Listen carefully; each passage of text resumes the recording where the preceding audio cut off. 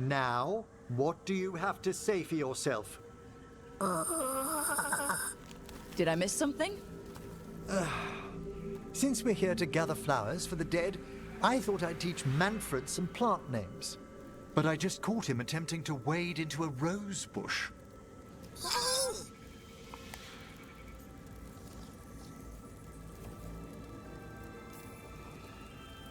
Emmrich, how could you stay annoyed at that face? Skull.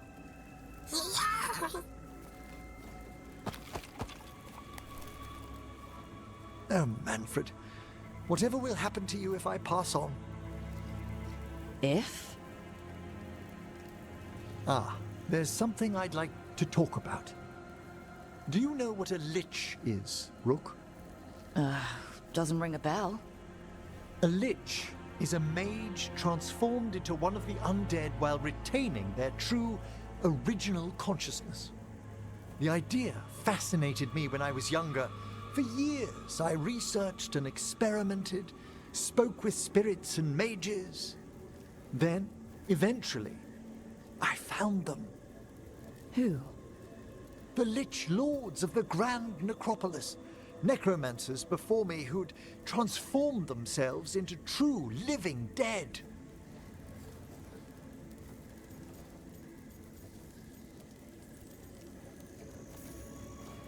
Well, not everyone gets to meet their idols. Oh, but I was nervous. The Liches are the great protectors of the Necropolis, bulwarks against forces that threaten creation. After years of tests and rituals, they granted me my desire, the right to attempt lichdom. Hold on. If you become a lich, then all this flirting we've been doing... I should hate to lose your company while I'm still mortal. What would you being a lich be like? A vast leap.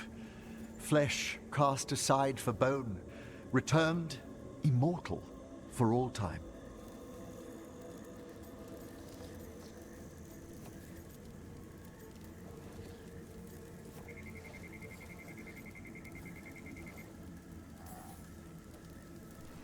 That sounds like a lot to take on.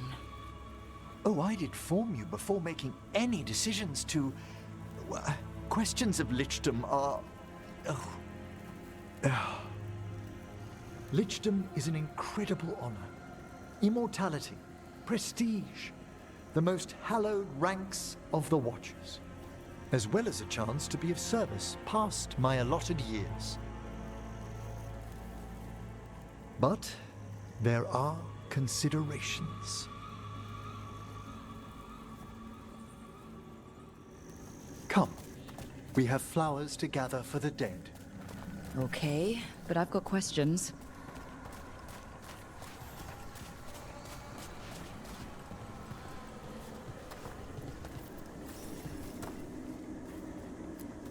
Blue creepvine. This will do nicely. Emmrich, aren't most undead just random spirits inside corpses? Liches are different. It wouldn't be a spirit acting in my name. My true consciousness would be housed in my departed flesh. How? The Order must keep some secrets.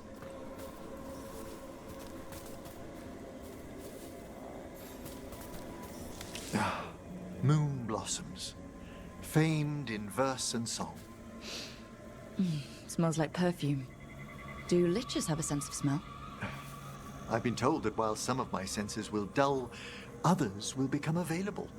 Other than that, I can't say if the flowers would still hold their bloom for me.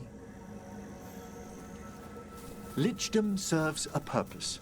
There are dark things in creation, threats to both our world and the Fade. The Liches of the Necropolis have the insight and the abilities to oppose them. And you're joining them when? Certain elements have held me back. There's no ready instructions for lichdom. The steps must be discovered on one's own over years to be fully understood.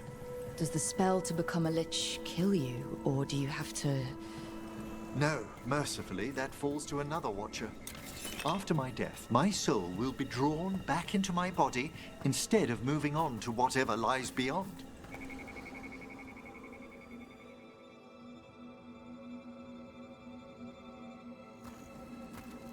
So, what's holding you back from lichdom?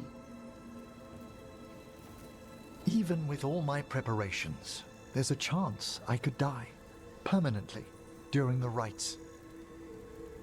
What cowardice! The promise of immortality, an end to all my fears, and the final veil stays my hand. That's reasonable. Lots of people are afraid of dying. Is it? When it keeps me from what I most desire? Traditionally, candidates for lichdom face one final sifting of the soul. If they avoid it, you saw my old colleague. Hezenkos. She's a lich. A half-lich, though that hasn't diminished her powers. Until I stop her plans, I won't possess the peace of mind for lichdom. Why don't you select the next flowers, Rook? Sure. So what's a half-lich exactly? Johanna attempted the rites of lichdom and failed. Stuck in her in-between state, she is supremely dangerous, but can't learn any new magic. No wonder Hezenkos was shouting so much. No, she's always been that way.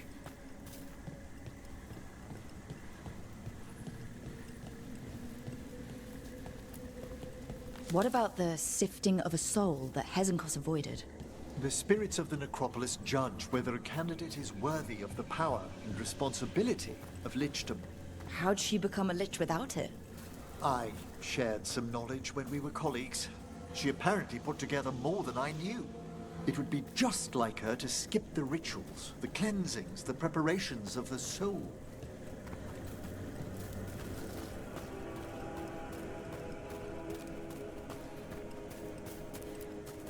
For a watcher, Hezenkos is pretty harsh on spirits. We made allowances because of her discoveries. Too many. Spirits are not things to be disposed of. You really care about them? They're so susceptible to the world's whims, Rook. Some spirits are dangerous, but how quickly most respond to a bit of kindness or care, or simple attempt to understand.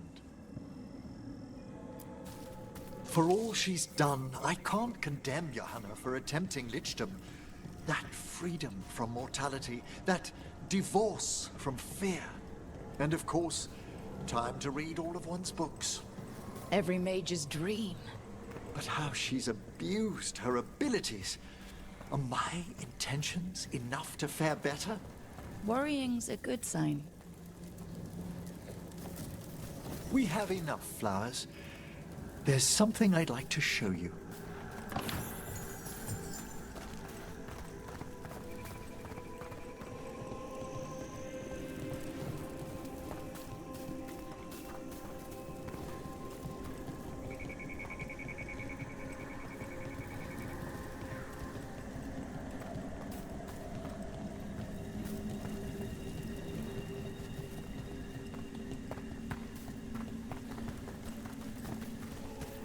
Here we are.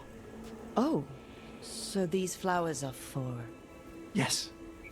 If you could place them on the graves, please. In memory of Rupert and Eleonora Volkaren, they walk eternity hand in hand.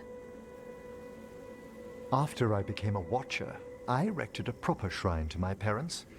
When I come to talk, I like to think they listen. Well, don't be shy. Introduce yourself.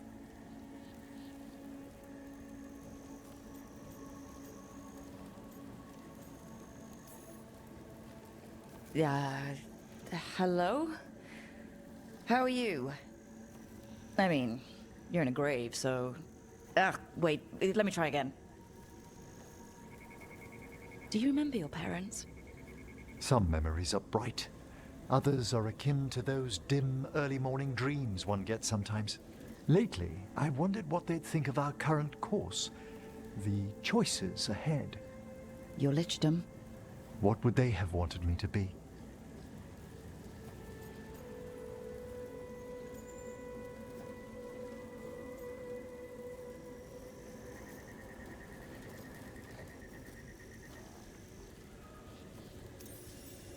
Happy with someone who cares for you.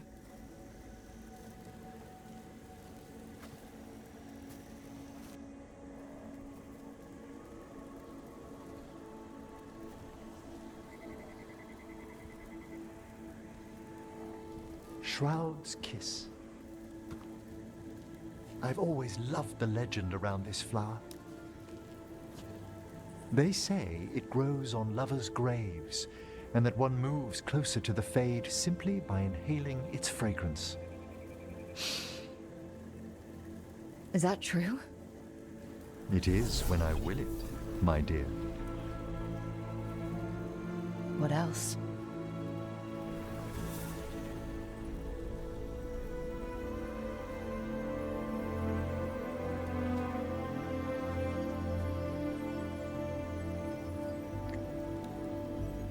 What a day of unexpected splendor.